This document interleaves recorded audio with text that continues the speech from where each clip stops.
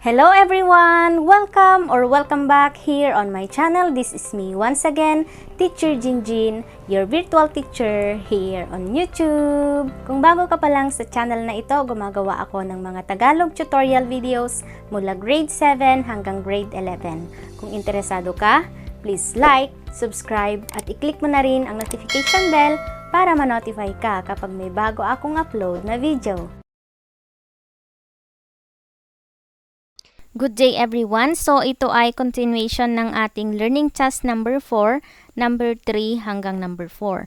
Kung hindi nyo pa napanood yung numbers 1 and 2, pwede nyong i-click sa taas or hanapin nyo na lang sa playlist natin or yung link sa description below. Number 3, a picture frame has its length 8 cm longer than its width. It has an inner 1 cm boundary such that a maximum 660 cm square picture may fit into it. Find the dimensions of this frame. I-drawing natin para maintindihan ninyo. So, meron daw picture frame and then meron siyang boundary or border. So, 1 cm daw yung sukat ng boundary niya. Let's say this is length, tapos ito ay width. And let x be the width. Kung x yung width, ibig sabihin yung length natin ay longer daw siya ng 8, kaya x plus 8 ito. Ngayon, meron pang given. It has an inner 1 cm boundary. So, kung 1 cm ito, 1 cm din ito. Ilan na lang itong nasa loob? Ito. Bawasan natin ng 2. Kaya, x minus 2 na ito. Again, is 1 cm ito, 1 cm ito. Kaya, ang sukat nito, x minus 2 na siya. X minus 2 cm. Ganon din dito. Ilan naman ang sukat nito? Kung 1 cm din ito, yan. At kung 1 cm din ito, so babawasan din natin ng 2. So that is x plus 8 minus 2 or x plus 6 na lang siya. Naintindihan? Tapos, ang area daw is 660 cm square. Find the dimensions of this frame. Ang area is equal to length times width. By substitution, ang area natin is 660. Is equal to, ang length natin is x plus 6. And then, ang width naman natin is x minus 2.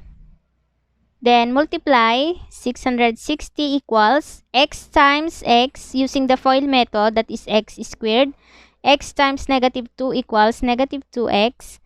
6 times x equals positive 6x. And 6 times negative 2 equals negative 12.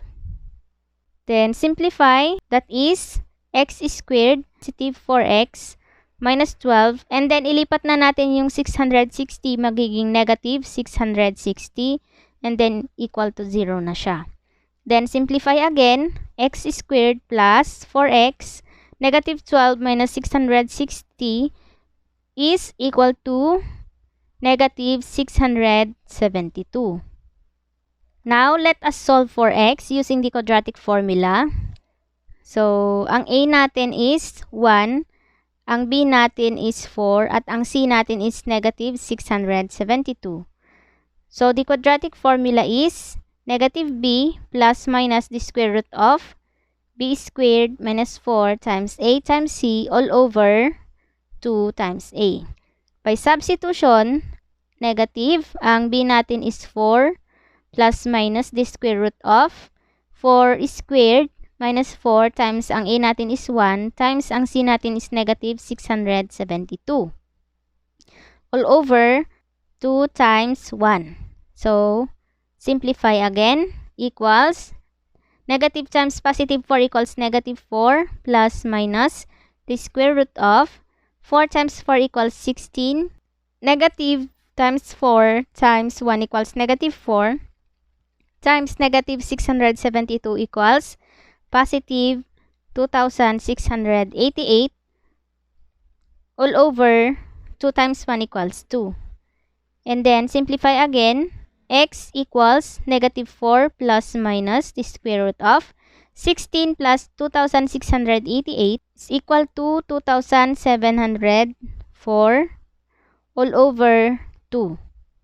Then, using your calculator, the square root of 2,704 is equal to 52. So, x is equal to negative 4 plus minus square root of 2,704 equals 52 all over 2. So, isolve muna natin yung plus. So, x sub 1 equals negative 4 plus 52 over 2. So, negative 4 plus 52 is equal to 48 and divided by 2 equals 24. So, this is the first root. Yung minus sign naman. So, x sub 2 equals negative 4 minus 52 over 2. Negative 4 minus 52 equals negative 56 divided by 2 equals negative 28. Since ito ay negative, wala namang negative na length. So, di-disregard natin to. Ang kukunin natin is yung 24. I-check natin kung tama ba yung 24. I-substitute lang natin yung 24 dito sa x. So, dapat magiging 660 din siya.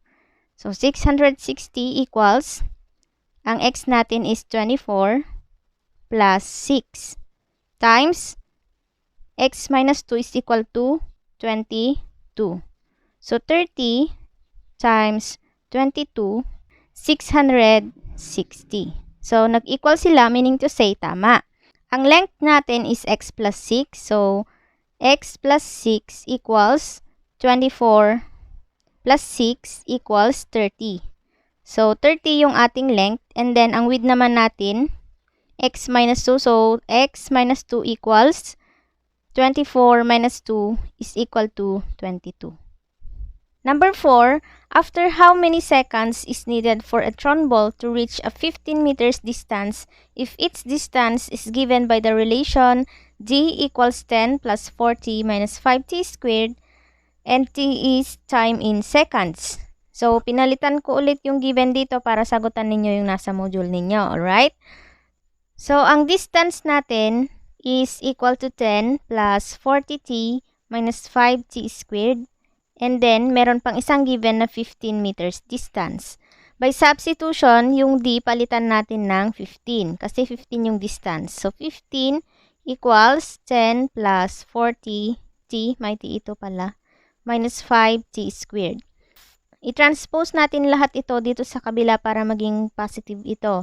So, that is 5t squared. And then, ito naman magiging negative 4t. Then, yung positive 10 magiging negative 10. Kopyahin yung 15 equals 0. Combine like terms. 5t squared minus 40t. Negative 10 plus 5 equals positive 5 is equal to 0. Then, pwede natin itong i-divide by 5. So, that is equal to t squared minus 40. 40 divided by 5 equals 8t. 5 divided by 5 equals positive 1 equal to 0. Using the quadratic formula, substitute the values. So, ang a natin is 1, ang b natin is negative 8, at ang c natin is positive 1. The quadratic formula is negative b plus minus the square root of b squared minus 4 times a times c all over 2 times a. By substitution, x equals negative, ang b natin is negative 8 plus minus square root of negative 8 squared minus 4 times ang a natin is 1 times ang c is 1 all over 2 times 1. Then, simplify. Negative times negative 8 equals positive 8 plus minus square root of negative 8 squared equals 64 minus 4 times 1 times 1 equals negative 4 all over 2 times 1 equals 2. And then simplify again. So that is x equals 8 plus minus square root of 64 minus 4 equals 60 all over 2. And then simplify again. X is equal to 8 divided by 2 equals 4 plus minus. Ano naman ang square root of 60? Ang square root ng 60 is yan, and then divide it by 2. So, that is equal to 3.87. So, 3.87. So, x equals 4 plus 3.87 equals 7.87. So, ito yung first root. Ang second root naman natin, 4 minus 3.87. And that is equal to 0.13. Dalawa yung sagot natin. Sabihin na natin na ito yung time 1 at ito yung time 2. Para mas maintindihan ninyo, i-drawing natin. So, mag-drawing tayo ng Cartesian plane. Yan. Ganyan. Tapos, let's say, ito yung distance at ito naman yung time. Ngayon, ang given natin is distance equals 10 plus 40t minus 5t squared. Since ito ay negative 5t squared, ito ay parabola opening downward. So, let's say, may parabola dyan na ganyan. Halimbawa lang ito kapag i-graph natin ito.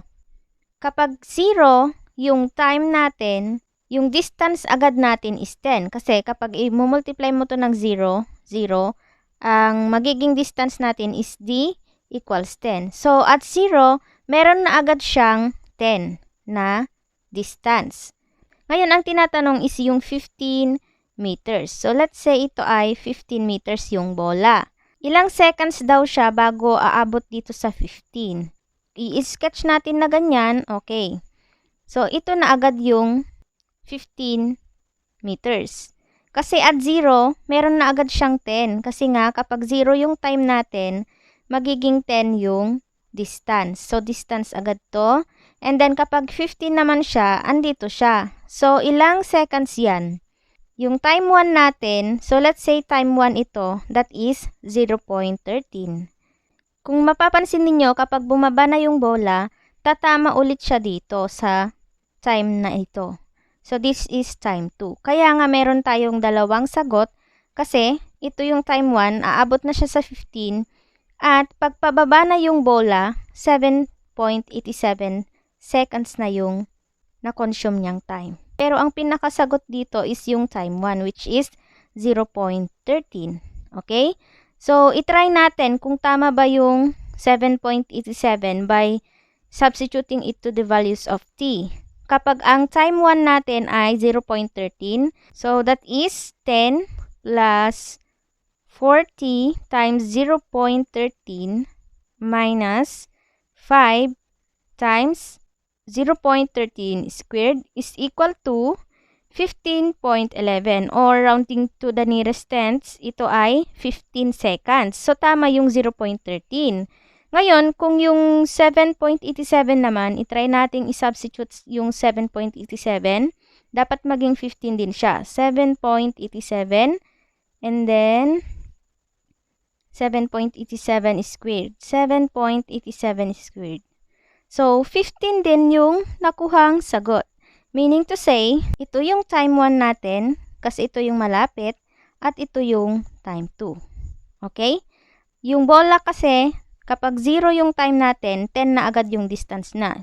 Kaya nandito na siya agad.